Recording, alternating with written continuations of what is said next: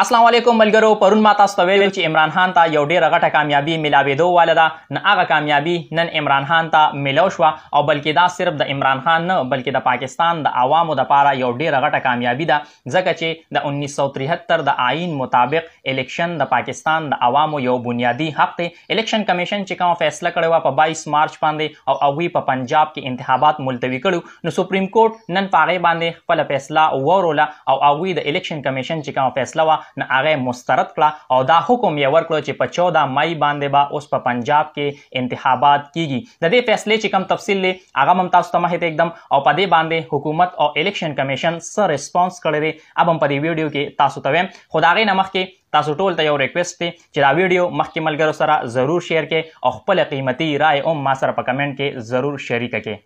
ملګرو په 22 مارچ باندې چې الیکشن کمیشن کومه فیصله کړې وه نو سپریم کورټ نن هغه فیصله مسترد کړه او الیکشن کمیشن دا ویلو چې اوس په 8 اکتوبر باندې د 30 اپریل په ځای باندې په پنجاب کې انتخابات کیږي. خو نن سپریم کورټ د الیکشن کمیشن هغه فیصله مسترد کړه او دا حکم یې ورکړ چې اوس په 14 مای باندې په پنجاب کې انتخابات کیږي. نو یقینا سپریم کورټ چې نن دا کومه فیصله کړې ده دا د عمران خان د موقف ګټه ده، دا د پاکستان د عوامو ګټه ده، دا د پاکستان چې کوم آئین دی نه د هغې ګټه ده، ځکه چې په دې کیس کې هیڅ نه و. د پاکستان په آئین کې دا واضح لیکلی شوي دي چې په 90 دنو کې بعد د ننه انتخابات کیږي. اوس سپریم کورټ په هغې باندې خپله فیصله وروله، خو چې کله نه دا سمات په سپریم کورټ کې شروع شوي د حکومت طرف نه دا مسلسل کوشش و چې په څه طریقه باندې چې کوم دا ججز دي په دې باندې دباو واچي او فیصله د دوی په حق کې راشي. خو د هغوی چې کوم کوششونو کامیاب نشو، مریم نواز چې په عدلیه باندې کم الزامات لګول هغې کې هغه کامیابه نشوه، نواز شریف هم په عدلیه باندې الزامات لګول او دا کوشش یې کو چې په عدلیه باندې دباو برقرار وساتي. خو هغې دباو هېڅ کار ونه کړ. حکومت دا م وویل چې موږ به د دې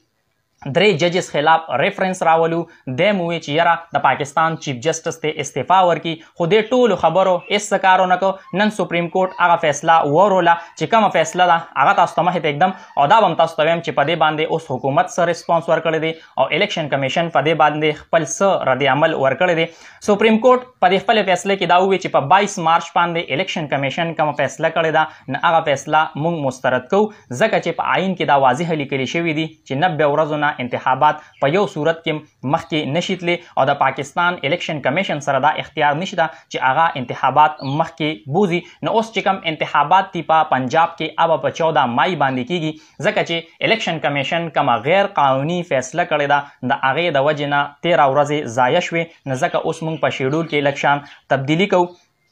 بل اړخته په دې فیصله کې دام ویلي شوي دي چې د پاکستان آئین او د پاکستان قانون الیکشن کمیشن له دا اجازت نه ورکوي چې هغه د شیډول مسترد کی یا د هغه شیډول مخکې کی او تاریخ ته مخکې کی. کم نگران حکومت ته هغې ته هم ډېر واضح احکامات جاری کړي دي او دی ورته ویلي دي چې 10 اپریل پورې کم الیکشن پلان دی نه هغه تاسو الیکشن کمیشن ته حواله کړئ. بل اړخته سپریم کورټ وفاقي حکومت لم دا حکم ورکړی دی چې 10 اپریل پورې د الیکشن کمیشن ته چې کوم د الیکشن دپاره فنډز دي نه هغه د ورته مهیا کړی شي او په کې پی کې چې کوم الیکشن د کوچرې د هغې دپاره فنډز کمې راغې نو بیا به دې حوالې سره عدالت احکامات جاری کوي او وفاقي حکومت ته د دواړو صوبو کې د الیکشن دپاره 21 ارب روپۍ الیکشن کمیشن ته جاری کی. سپریم کورټ دام ویلی دی چې کوم ټول پروګرام دی هغه مونږ شیډول دی هغه مونږ جاری کړو او اوس دا د الیکشن کمیشن کار دی چې هغه به په دې دواړو صوبو کې انتخابات کوي. نور هغه ته چې کوم وسایل دي اب ورته وفاقي حکومت فراهم کوي، اب ورته نگران حکومت فراهم کوي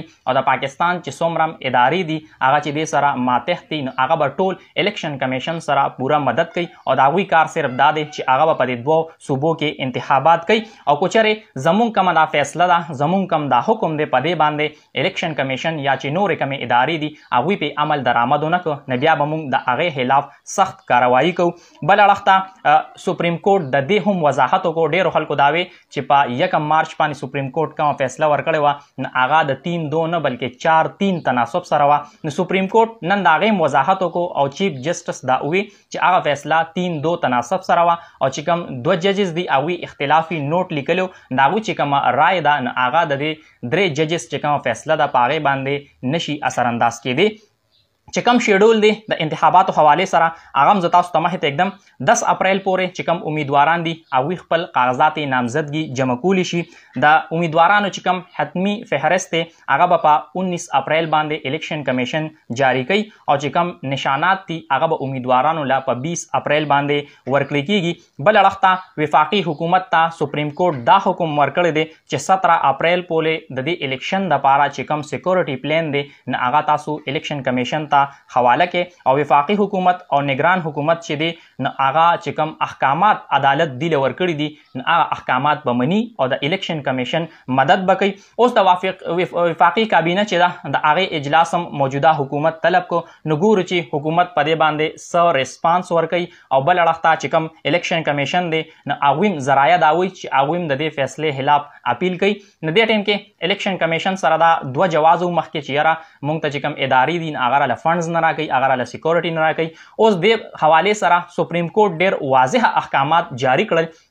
نو د الیکشن کمیشن صرف دا کار دی چې هغه په دې دواړو صوبو کې انتخاباتو کې او کو چېرې سپریم کورټ دام حکم ورکړی دی کو الیکشن کمیشن سره کومه اداره مدد نه کوي نو بیا به الیکشن کمیشن مونږ سره رجوع کوي او مونږ به هغې ته حکم جاری کوو. اوس ګورو چې راتلونکي وخت کې په دې باندې څه صورتحال مخې ته راځي. لمحه به لمحه اپډیټس به انشاءالله په دې پیج باندې زه تاسو سره شیر کوم. د الله په امان.